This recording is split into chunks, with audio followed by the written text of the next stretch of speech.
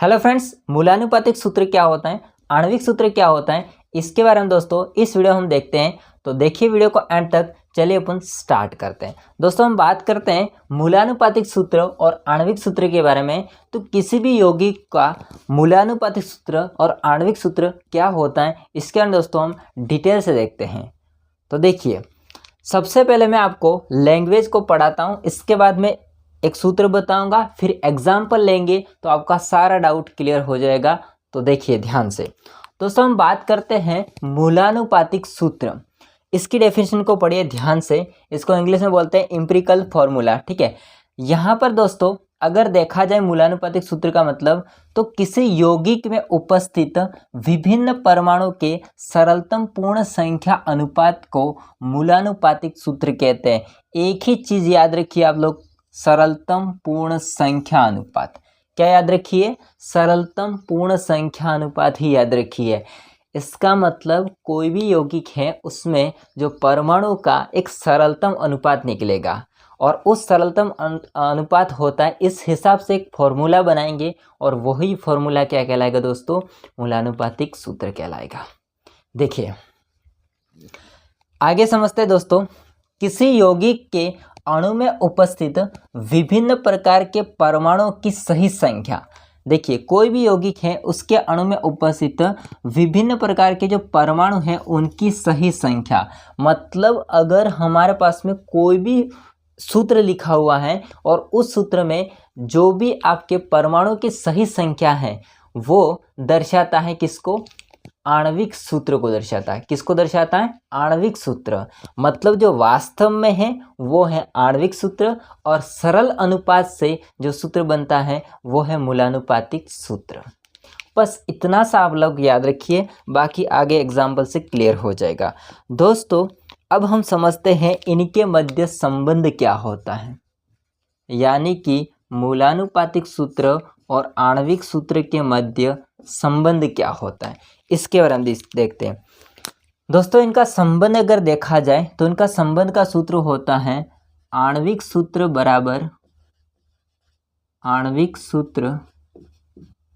बराबर n into मूलानुपातिक सूत्र।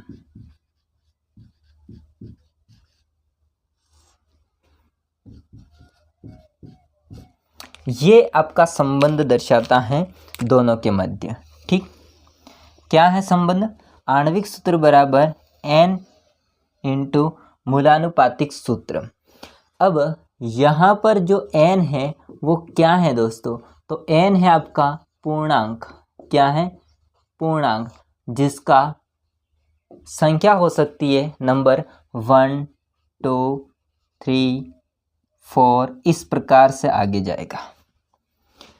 अब n होता है दोस्तों पूर्णांक। अगर इसको देखा जाए तो n बराबर हम क्या कर सकते हैं? n बराबर आणविक सूत्र डिवाइड बाय मूलानुपातिक सूत्र।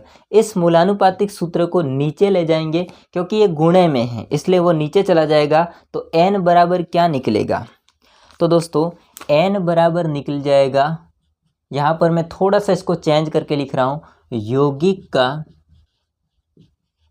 यौगिक का आणविक सूत्र द्रव्यमान, आणविक सूत्र द्रव्यमान डिवाइड बाय यौगिक का मूलानुपातिक सूत्र द्रव्यमान। अब आप सोचोगे कि भाई आपने तो ऊपर लिखा है कि आणविक सूत्र बराबर n इंटू मूलानुपातिक सूत्र, यहाँ पर बदला क्यों? दोस्तों ये केवल सूत्र को निकालने के लिए काम आता है। यदि हमारे पास में मूलानुपातिक सूत्र हैं और n का मान हमको पता है तो आणविक सूत्र निकाल सकते हैं। यदि हमारे पास में आणविक सूत्र हैं और n है तो मूलानुपातिक सूत्र निकाल सकते हैं। बट दोस्तों यदि हमको यहाँ पर n का मान ज्ञात नहीं है, तब हम लोग दोनों के जो भी द्रव्यमान होंगे, आणविक सूत्र का जो भी द्रव्यमान निकलेगा और मूलानुपातिक सूत्र का जो भी द्रव्यमान होगा, इनका हम द्रव्यमान की सहायता से n का मान ज्ञात करेंगे और n का मान ज्ञात होते ही हम लोगों को इन दोनों का किसी का एक का मान हम निकाल सकते हैं। अब ये कैसे होगा वो हम एग्जाम्पल लेंगे तभी आपको समझ में आएगा। देखिए ध्यान से दोस्तों, एक एग्जाम्पल मैं लेता हूँ हाइड्रोजन परऑक्साइड का। हाइड्रोजन परऑक्साइड, अगर इसका सूत्र आपको पता है तो कमेंट कीजिए, नहीं पता है तो यहाँ पर मैं लिख रहा हूँ H2O2। क्या सूत्र होता है? H2O2, hydrogen peroxide. दोस्तों सबसे पहला आपका यहाँ पर काम ये करना है कि इसका निकालना है एक तो द्रव्यमान। दोस्तों ये है अपने आप में एक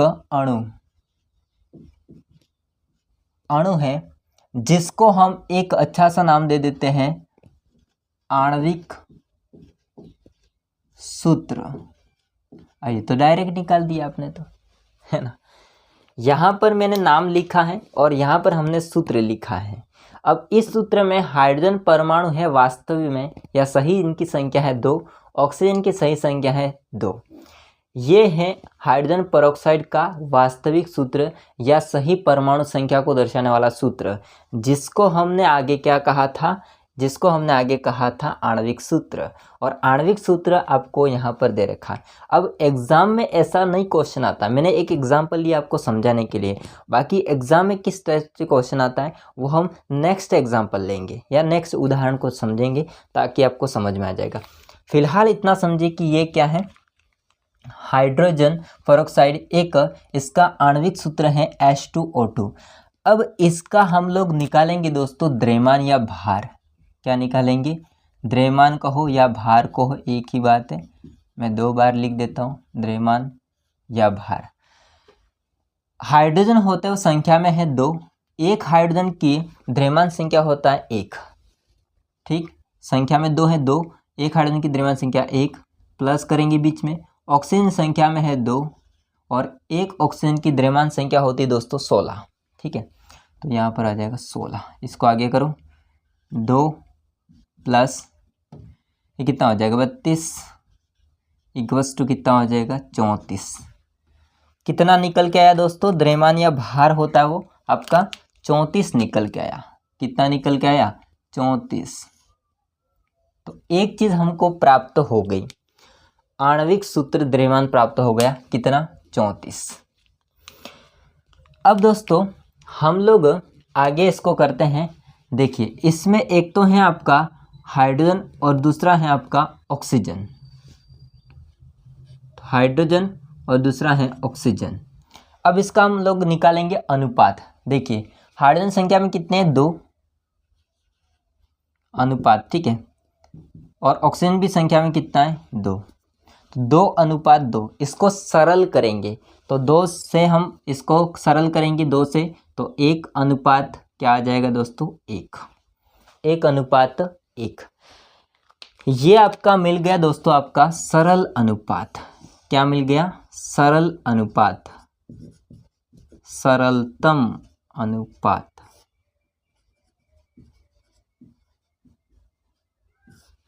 यहाँ पर हमने इसका क्या किया? अनुपात ज्ञात किया दोनों का। अब इस सरलतम अनुपात की सहायता से हम लोग सूत्र बनाएंगे। तो यहाँ पर हाइड्रोजन कितना लेंगे? 1 और ऑक्सीजन कितना लेंगे? 1। तो क्या सूत्र बना आपका? HO। ये HO क्या कहलाएगा दोस्तों? आपका मूलानुपाती सूत्र। बहुत सरल है, बस आपको ध्यान से करना है। क्या है? मूलानुपाती सूत्र। अब हम इसका भार निकालते हैं या द्रव्यमान निकालते हैं। हाइड्रोजन की द्रव्यमान संख्या कितनी हो जाएगी दोस्तों? 1। हाइड्रोजन एक ही है संख्या में यहाँ पर इसके सूत्र में, ठीक है। 1 प्लस ऑक्सीजन संख्या में कितना है दोस्तों? 1 है और द्रव्यमान संख्या कितनी होती है? 16। तो यहाँ पर आ जाएगा 16, टोटल कितना हो जाएगा? 17। तो 17 क्या होगा? 17 होगा दोस्तों मूलानुपातिक सूत्र द्रव्यमान। क्या होगा? मूलानुपातिक सूत्र द्रव्यमान। हाँ, अभी तक आपने यहाँ पर सीखा दोस्तों आणविक सूत्र द्रव्यमान, मूलानुपातिक सूत्र द्रव्यमान, ये ज्ञात करना। अब हम n का मान ज्ञात करना सीखते हैं। तो n का मान ज्ञात करने के लिए सिंपल लॉजिक है अपने पास में, वही सूत्र लगाना है, यौगिक का आणविक सूत्र द्रव्यमान डिवाइड बाय यौगिक का मूलानुपातिक सूत्र द्रव्यमान। जगह कम है, मैं सीधा इसका मान लिखता हूँ। पहला क्या है? आणविक सूत्र द्रव्यमान कितना है अपने पास में? 34। कितना है? 34 डिवाइड बाय मूलानुपातिक सूत्र द्रव्यमान, ये कितना है अपने पास में? 17। तो यहाँ पर आ जाएगा 17। आगे इसको पुटअप कीजिए दोस्तों, तो ये 2 बार जाएगा। कितनी बार जाएगा? 2 बार। यहाँ पर दोस्तों n का मान है वो कितना प्राप्त हुआ हमको? 2 प्राप्त हुआ। अब n का मान प्राप्त हो चुका है। अब हम निकालते हैं दोस्तों इस सूत्र की सहायता से आणविक सूत्र। ठीक, हालांकि मैंने इसको पहले से ही बता दिया है आणविक सूत्र कौन सा है वो, बट दोस्तों क्या होता है, क्वेश्चन होता है उसमें, एग्जाम में अगर क्वेश्चन आता है, आपकी जो किताब में जो भी एग्जाम्पल दे रखे होंगे, क्वेश्चन दे रखे होंगे, सवाल दे रखे होंगे, उनमें क्या होता है, ऐसा कुछ नहीं दे रखा होता है, आपको निकालना पड़ेगा आणविक सूत्र। ठीक है, तो फॉर्मूला लगाएंगे हम ये वाला, आणविक सूत्र बराबर n इंटू मूलानुपातिक सूत्र। दोस्तों n का मान हमको पता है 2 है, मूलानुपातिक सूत्र हमको पता है HO है।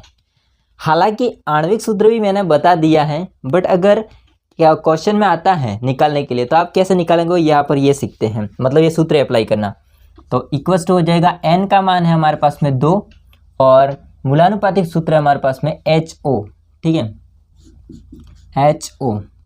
हालांकि दोस्तों ऐसे लिखो तो भी सही है, या फिर आप अगर यहाँ पर मैं और भी कर रहा हूँ उसको, ऐसे भी लिख सकते हो इसको, HO होल्स n। n का मतलब यहाँ पर हो जाएगा n की जगह पर 2 इधर। ठीक है, तो ये क्या हो जाएगा आगे, H2O2, क्योंकि ये दोनों में लगेगा, बाहर है इसलिए। इधर भी आप कर सकते हो इसको आगे, HO होल्स ट्वाइस, तो इसका भी वही निकलेगा H2O2। ठीक है, तो आप लोग दोनों तरीका अपना सकते हो। तो हमारे पास में जो आणविक सूत्र निकल के आया है दोस्तों, वो क्या है? H2O2, जो कि मैंने इसको पहले से ही बता दिया था आप लोगों को। ठीक, तो ऐसे हम दोस्तों क्या ज्ञात करते हैं? आणविक सूत्र साथ में मूलानुपाती सूत्र। अब मैं एक क्वेश्चन आपको बताता हूं ताकि आपको क्लियर हो जाए कि किस तरह से क्वेश्चन आते हैं, उसको आप लोग इसमें मूलानुपाती सूत्र और आणविक सूत्र ज्ञात कर सकते हो। ठीक है, यदि आप लोग स्क्रीनशॉट लेना चाहते हैं इतना तो ले सकते हो। हाँ फ्रेंड्स, अब हम समझते हैं एक सवाल, क्वेश्चन। देखिए, एक कार्बनिक यौगिक का रासायनिक विश्लेषण करने पर कार्बन, हाइड्रोजन और ऑक्सीजन तत्वों की उपस्थिति पाई गई। 3 तत्वों की उपस्थिति, कार्बन, हाइड्रोजन और ऑक्सीजन। ठीक, कार्बन व हाइड्रोजन की मात्राएं क्रमशः 40% तथा 6.67% प्राप्त हुआ। यहाँ पर देखिए, जो कार्बन की मात्रा है वो है 40% और हाइड्रोजन की मात्रा है 6.67% है, यह प्राप्त हुआ। यदि यौगिक का मोलर द्रव्यमान 180 ग्राम है या हो तो यौगिक का अणु सूत्र ज्ञात करो। यानी कि आणविक सूत्र आपको ज्ञात करना है। आणविक सूत्र को ही अणु सूत्र बोलते हैं, ध्यान रखना है इस चीज़ को। ये हमको ज्ञात करना है। क्या क्या दे रखा है? एक तो हमको दे रखा है मोलर द्रव्यमान, इसके अलावा हमको दे रखा है मात्राएं। एक कार्बन की मात्रा दे रखी है, हाइड्रोजन की मात्रा दे रखी है, हमको ऑक्सीजन की मात्रा नहीं दे रखी है। ठीक है, हल करते हम लोग दोस्तों, सॉल्व करते इसको, ध्यान से देखिए। सबसे पहले हमको जो जो है तत्व इसको लिखना है, कौन कौन से? Carbon, hydrogen, oxygen. तो दोस्तों यहाँ पर हमको दे रखा है कार्बन, हाइड्रोजन और ऑक्सीजन। कार्बन होता है, इसकी प्रतिशत मात्रा कितनी दे रखी है? 40%। कितनी दे रखी है? 40%। और हाइड्रोजन की प्रतिशत मात्रा कितनी दे रखी है? 6.67% दे रखी है। हमको ऑक्सीजन की ज्ञात करनी है, तो तो ऑक्सीजन को कैसे ज्ञात करेंगे, मैं आपको अलग से इसको ज्ञात करके बताता हूँ। देखिए, ऑक्सीजन की ज्ञात करने के लिए हम क्या करेंगे, देखो एक बात ध्यान रखना, परसेंटेज है इसका मतलब ये है कि कार्बन और आपका हाइड्रोजन है, इन दोनों का इतना परसेंट है, इनको जोड़ेंगे और 100 में से घटा देंगे, यानी कि 100% में से ही निकाला होगा। ठीक है, तो जो बाकी बची हुई है वो किसकी होगी, निकल जाएगी, ऑक्सीजन की निकल जाएगी। तो देखिए इसको, अगर हमारे पास में दोस्तों 100% है तो एक का दे रखा है 40%, 40 प्लस हाइड्रोजन का दे रखा है 6.67%।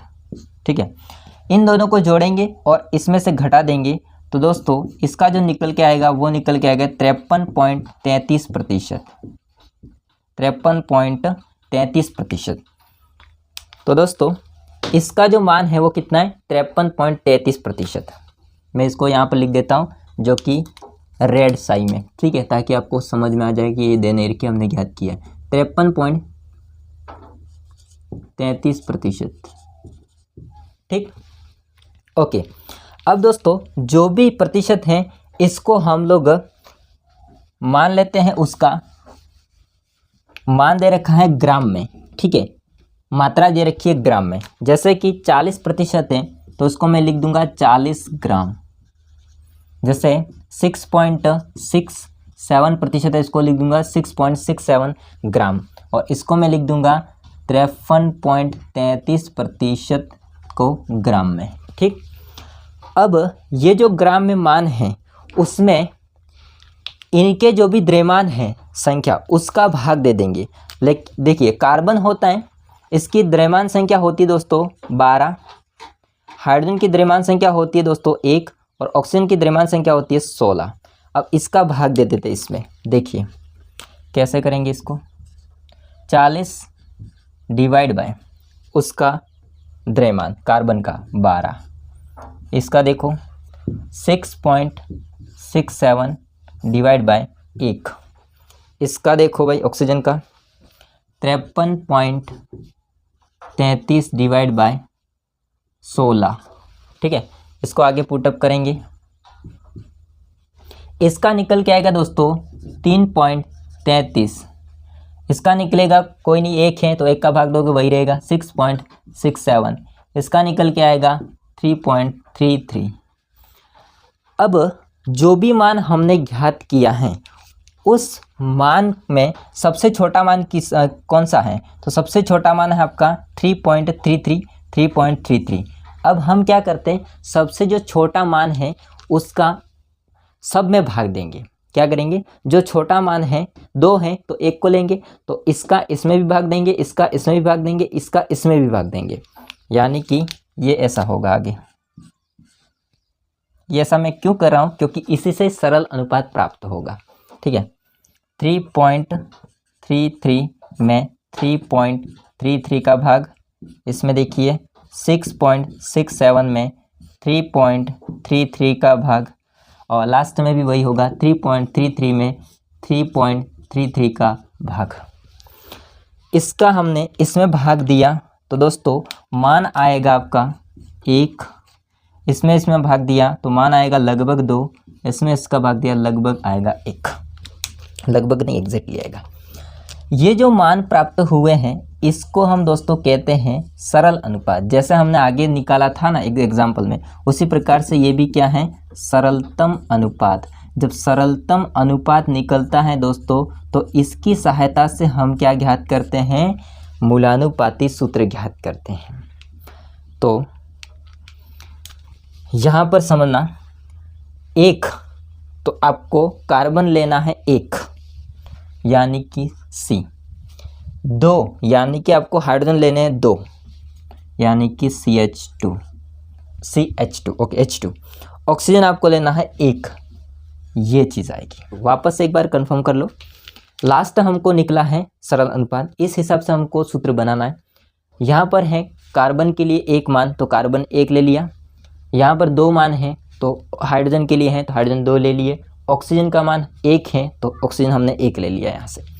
ये जो आपका फॉर्मूला प्राप्त हुआ है इस फॉर्मूला का दोस्तों हम नाम दे देते हैं क्या, मूलानुपाती सूत्र, क्योंकि सरलतम अनुपात को ही हम क्या कहते हैं, मूलानुपाती सूत्र बोलते हैं।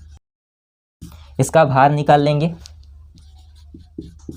देखिए भार कैसे निकलेगा, कार्बन का द्रव्यमान संख्या कितनी उधर लिखी हुई है 12, प्लस हाइड्रोजन की द्रव्यमान संख्या कितनी होती है 1, लेकिन यहाँ पर हाइड्रोजन 2 है तो द्रव्यमान संख्या हो जाएगी 2, प्लस ऑक्सीजन की द्रव्यमान संख्या कितनी है 16, तो यहाँ पर आ जाएगा 16। इसको जोड़ो, हम 12 2 14, 14 16 30, कितना हो जाएगा 30।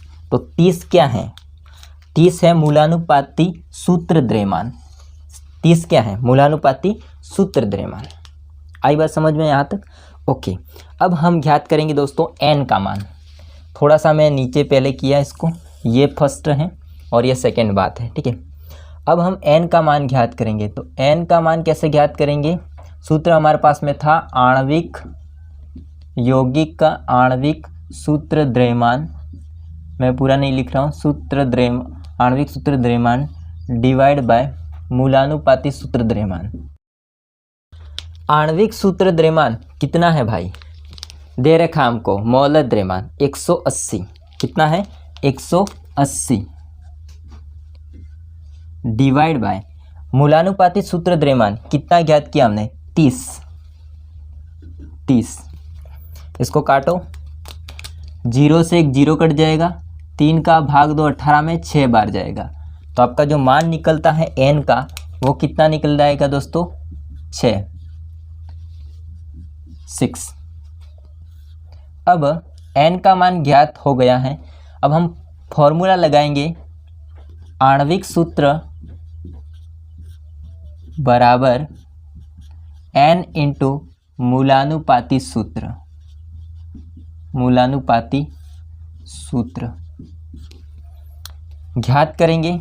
n का मान हमको पता है 6, मूलानुपाती सूत्र क्या है भाई CH2O, तो यहाँ पर इंटू CH2O, इसको ऐसे भी कर सकते हो या चाहे तो आप लोग इसको ऐसे भी कर सकते हैं CH2O होल्स n, ऐसे। तो 6 कार्बन 6 हाइड्रोजन, बट 2 है पहले से, तो 2 इंटू 6 12 हो जाएंगे, 6 ऑक्सीजन। ओ भाई हमको क्या प्राप्त हो गया, आणविक सूत्र, और आणविक सूत्र में हमको क्या प्राप्त हो गया, ग्लूकोज।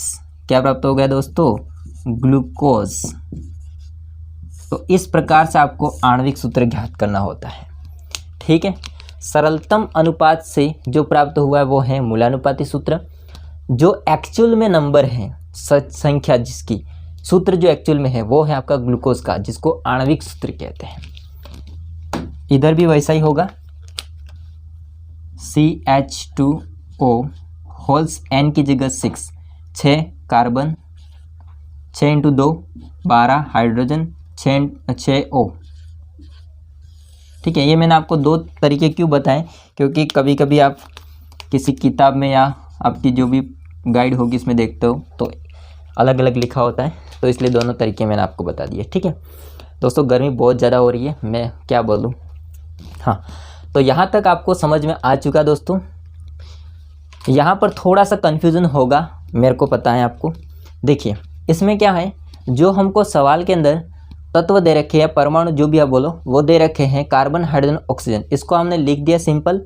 फिर हमने देखा कि किसका प्रतिशत में मान दे रखा है, तो प्रतिशत में मान दे रखा है कार्बन का और एक दे रखा है हाइड्रोजन का, ये वाला, तो हमने इसको लिख दिया।